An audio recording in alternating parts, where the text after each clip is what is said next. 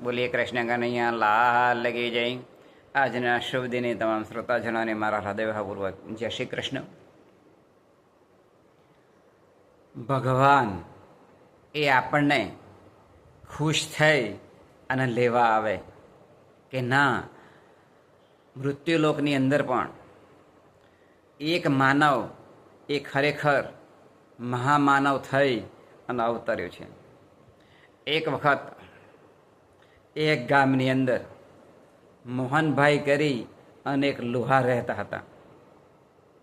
હવે આ જે લુહાર હતા એ પોતાનો રોજનો નિત્ય નિયમ હતો કે ભગવાનને હાથ જોડી અને પોતે પોતાનો ધંધો કરવો.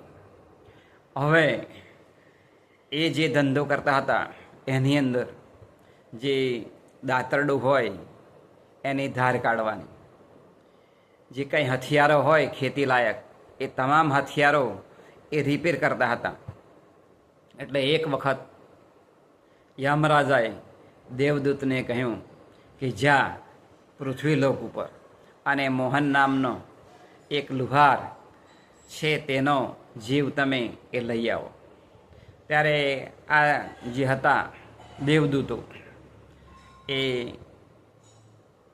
આ લુહાર પાસે આવે છે અને એને કહે છે કે ચાલો, અમને તો યમરાજાએ કહ્યું છે એટલે તમારો જીવ લેવા માટે અમે આવ્યા છીએ. ત્યારે આ લુહારે કહ્યું છે કે જુઓ, તમે 50 કિલોમીટરના અંતરની અંદર જુઓ, કોઈ લુહાર એ પોતે આ ધંધો કરતો નથી. અત્યારે હું એકલો જ ધંધો કરું છું 50 કિલોમીટરના એરિયાની અંદર. અને અત્યારે ઘણા બધા માણસો ખેતી લાયક છે, ખેડૂતો છે, આ ખેતી એમની સારી રીતે કરી શકે તે માટે તેમના હથિયારો હોય તે હું રિપેર કરી આપું છું. એટલે તમે 2 વર્ષ સુધી એ રાહ જુઓ, કારણ કે ખેડૂતોના જે ખેતરો છે એની અંદર સારામાં સારું અનાજ એ પાક્યું છે.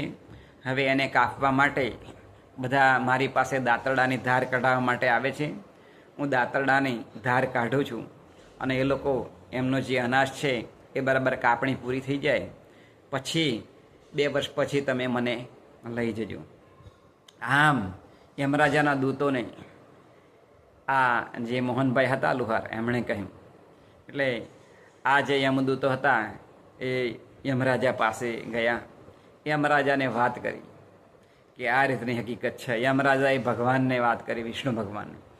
એટલે ભગવાને કહ્યું કે સારું, એને જીવતદાન આપો. એટલે 50 વર્ષનું એને જીવતદાન વધારી દીધું. 30 વર્ષની ઉંમર હતી એટલે 50 વર્ષ વધારી દીધા. એટલે 80 વર્ષ એમના કરી દીધા. હવે આ સેવાભાવી માણસ હતો. હવે એમના ઉંમર થઈ 80 વર્ષની એટલે ફરીથી યમરાજાએ યમદૂતોને મોકલ્યા.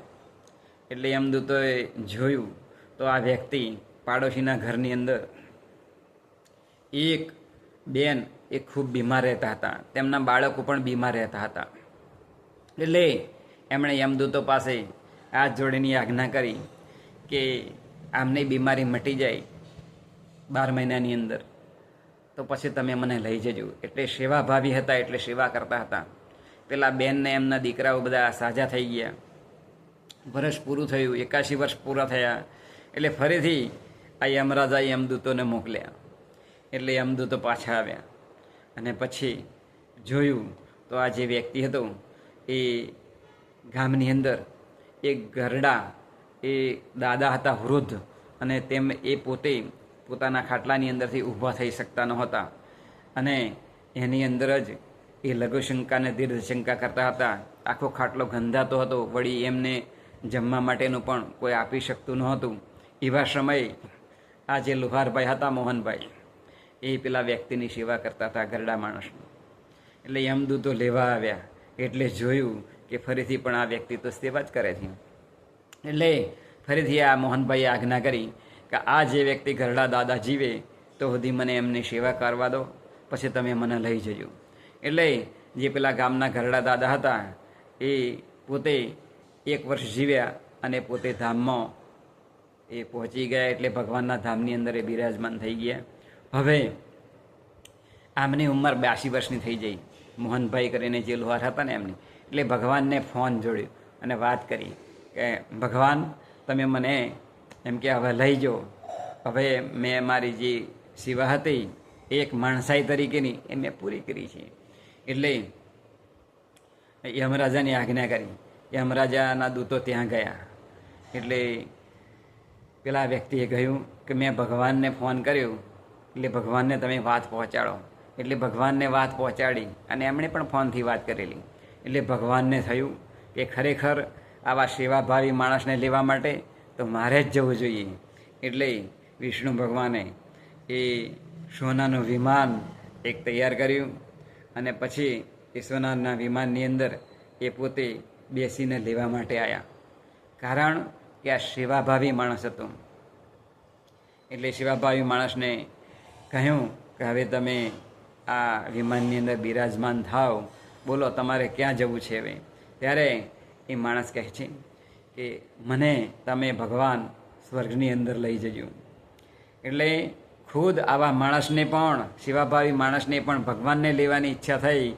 ત્યારે ભગવાનને પણ કહે છે કે ભગવાન તમે મને સ્વર્ગની અંદર લઈ જજો.